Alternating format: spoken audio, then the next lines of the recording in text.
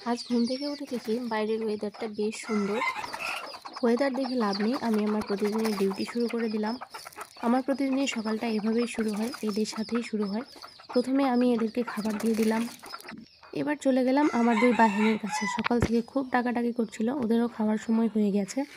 তো ওদের খাবারটা রেডি করে ওদেরকে খাবার দিয়ে দিলাম। ভাই, সকাল সকাল মানুষ দেখি উঠে স্কিন কেয়ার, হেয়ার কেয়ার নিয়ে ব্যস্ত থাকে, আর আমি মুরগি কেয়ার, খাসি কেয়ার এগুলা করতে থাকি। তো যাই হোক, ওদের জায়গাটা ভালো করে পরিষ্কার করে এবার আমি বাড়ির উঠোনটা ভালো করে ঝাড় দিয়ে নিচ্ছি।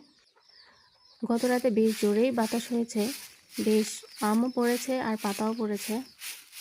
যেহেতু এখন বৈশাখ মাস চলে এসেছে, তো প্রতিদিনই এরকম চলতে থাকবে, ঝড় বাতাস বৃষ্টি। আর প্রতিদিন আমার এই রেগুলার ডিউটিটা করতেই হবে সকালবেলা।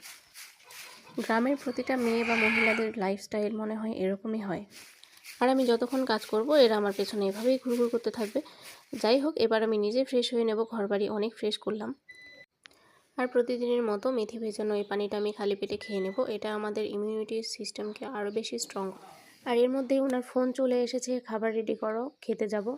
আর যেহেতু আমরা বাড়িতে দুটাই মানুষ, তাই রান্নাবান্নার ঝামেলা এত একটা করতে হয় না। যখন যেরকমটা মন চাই সেরকমটাই করি।